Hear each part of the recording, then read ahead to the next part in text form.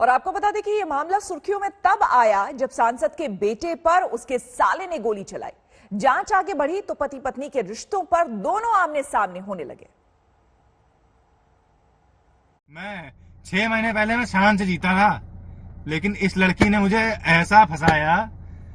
आज ये मेरे पिताजी को उनसे कह रही मुझे बहू का दर्जा चाहिए। इसको मैं इस देश में कई ऐसे लड़कियां हैं जिनका काम ही यही है। मेरे केस में ना ऐसा होना चाहिए कि ऐसे लोग जो फंसाते हैं, हनी ट्रैप करते हैं पैसों के लिए, अच्छे घर के बच्चों को फंसाते। वो लखनऊ आवास पे दुबग्गा में जो उनका आवास है वहां पे वो थे। तो ये बताइए कि अगर कैसे पता मेरी असल में बात हुई थी आयुष से, जब वो वहां पे थे तब भी मेरी व्हाट्सएप पे बात हुई थी। उसके बाद मैंने बोला ठीक है। तो उस दिन एक्चुअली मैं बहुत ज्यादा परेशान, तो मैंने बोला उस दिन मेरे दिमाग में कि मैं सुसाइड कर लेती हूँ, क्योंकि मेरी फैमिली दोनों तरफ से, एक मेरा ससुराल भी मेरे साथ नहीं, मेरा मायका भी मेरे साथ में नहीं है। तो मेरे दिमाग में विचार रहा था कि मैं करूँ क्या, कहाँ जाऊँ, क्या करूँ, क्योंकि मेरे पास कोई ऑप्शन अब नहीं है। मैं अकेली हो चुकी हूँ पूरी तरीके से। क्या चाहती हैं, सरकार से क्या चाहती हैं, पुलिस से क्या चाहती हैं? मैं बिल्कुल ये चाहती हूँ कि अब मैं पत्नी हूँ उसकी, मुझे पत्नी का हक चाहिए, जो कि वो लोग नहीं दिए हैं आज तक। ना देने, मना भी करें कि आपको कभी भी नहीं मिलेगा, चाहे जो करना है आप कर लीजिए, चाहे जहां जाना है जाइए, कुछ नहीं होगा। तो मैंने भी बोला ठीक है, अब मैं मेरी मर्जी का ही करूँ। हमारी शादी एकदम नॉर्मल हुई, मतलब सब कुछ चला था, बीच में सब कुछ सही था। स्टार्टिंग में थोड़ी सी प्रॉब्लम आई थी, थोड़ी लड़ाई वड़ाई हुई थी जब हमारी शादी होने वाली थी, क्योंकि उसको बहुत जल्दी थी शादी। मुझे 3 साल चाहिए था, क्योंकि मैं तैयारी कर रही थी, तो मुझे पढ़ना था। तो मैंने बोला था मुझे 2 साल का टाइम दो। उसके बाद तो जैसे हालात थे फिर हमने शादी कर ली, और उसके बाद क्या हुआ, सब कुछ सही था। दबाव मेरे ऊपर बनाया गया शुरुआत से शादी के लिए, ताकि मैं ऐसे जल्दी शादी करूं, इसकी ये जो पोल पट्टी है सब ना खुले। मैंने अपने माँ बाप से लड़के, मैं क्या बताऊं, मैंने अपने माँ बाप से लड़के उनकी कोई बात नहीं सुनी, उनको सुसाइड की धमकी दी। और एक बार फिर से हम आपको इस वक्त की बड़ी खबर बता दें, लखनऊ में सांसद के बेटे के गोलीकांड में नया मोड़ आ गया है। लखनऊ में बीजेपी एमपी की बहू ने घर के बाहर पहुंचकर आत्महत्या की चेतावनी दी। ये वही मामला है, आपको एक बार फिर से बता दें, जहां पर बीजेपी सांसद के बेटे पर गोली चली थी और बाद में खुलासा हुआ कि उन्होंने खुद ही गोली चलवाई थी अपने साले से। बात आगे बढ़ी तो मामला पारिवारिक होता दिखा। अब बहू की आत्महत्या की कोशिश से ये पूरा मामला उलझ गया है। आपको बता दें कि आयुष की पत्नी का एक वीडियो वायरल हो रहा है, जो हमने आपको दिखाया। हालांकि आज तक इस वीडियो की पुष्टि नहीं करता है, लेकिन फिर भी हम आपको बता दें कि इस वीडियो में आयुष की पत्नी ने साफ तौर पर कहा है कि इस पूरे मामले के लिए जिम्मेदार आयुष और उनके घर वाले हैं। वो बिल्कुल भी अलग नहीं होना चाहती थी, साफ तौर पर उन्होंने ये बात कही।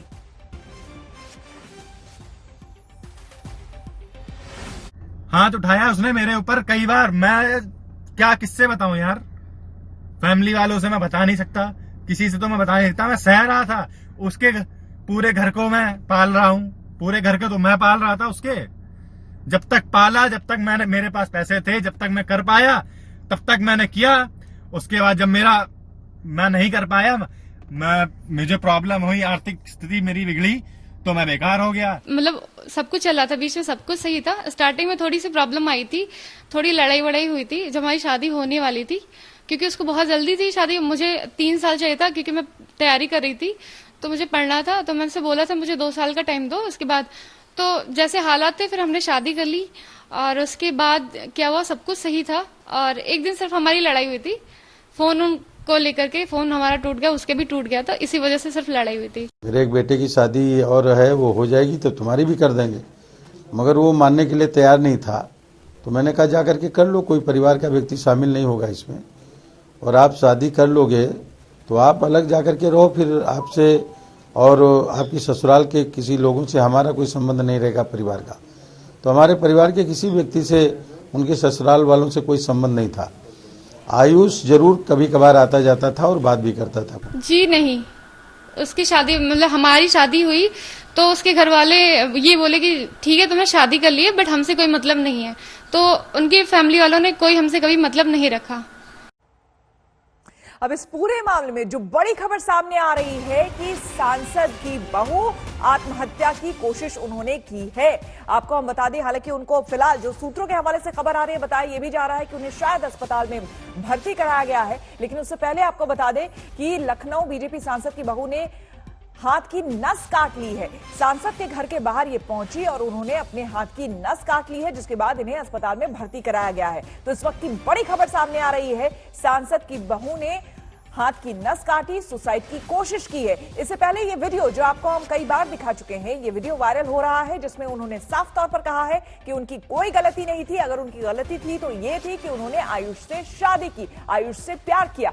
ये वो बार बार कह रही है। उन्होंने कहा कि अगर आज मेरी ये हालत है तो ये पूरे परिवार की वजह से है, आयुष की वजह से है। शिवेंद्र श्रीवास्तव हमारे संवाददाता हमारे साथ जुड़ गए हैं ज्यादा जानकारी के साथ। शिवेंद्र, इस पूरे मामले में क्या खबर? अभी आयुष की पत्नी की हालत कैसी है? देखिए, अभी डॉक्टरों के मुताबिक बहुत ज्यादा खतरे में नहीं है, लेकिन जिस तरह से ये पूरा घटनाक्रम हुआ वो बेहद हैरान करने वाला है और पुलिस ने मौके पर समय रहते हुए इस पर एक्शन नहीं लिया। दरअसल अंकिता ने, जो बहू है उनकी, उन्होंने साफ तौर पर वीडियो जारी करके कहा था कि मेरे साथ ज्यादती हो रही है, कानून मेरा साथ नहीं दे रहा है और सांसद के दबाव के चलते उसके बेटे और उसके परिवार वाले लगातार मेरा कैरेक्टर असैसिनेशन कर रहे हैं और मेरे पर गलत आरोप लगा रहे हैं। इसी से परेशान होकर के मैं आत्महत्या कर लूंगी और इसके लिए बाकायदा उसने वीडियो जारी किया था और ये जानकारी पुलिस के पास भी थी, सांसद के पास भी थी और उसके परिवार के लोगों के पास भी थी।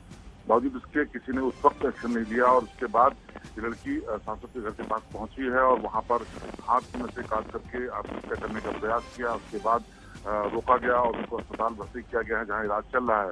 हालांकि समय रहते इसको रोक दिया गया था, इस वजह से हालत बहुत ज्यादा गंभीर नहीं है। लेकिन ये पूरा घटनाक्रम पिछले 15-20 दिन से चल रहा है, उससे बहुत साफ पता चल रहा है कि कहीं न कहीं कुछ ऐसा है जिसकी वजह से दोनों लोग एक दूसरे के प्रति बहुत ज्यादा विरोध कर रहे हैं। इसकी शुरुआत से ही ये मामला देखा जाए तो बहुत संदिग्ध सा लग रहा है, चाहे वो आयुष पर हमले की बात हो और उसके बाद उसके साले की गिरफ्तारी की बात हो और उसके बाद एक पति और पत्नी की तरफ से एक दूसरे के ऊपर आरोपों और प्रत्यारोपों की बात हो। तो कहीं न कहीं ये फंसा हुआ मामला लग रहा है और उसकी पुलिस तहकीकात गहराई करेगी तभी साफ होगा।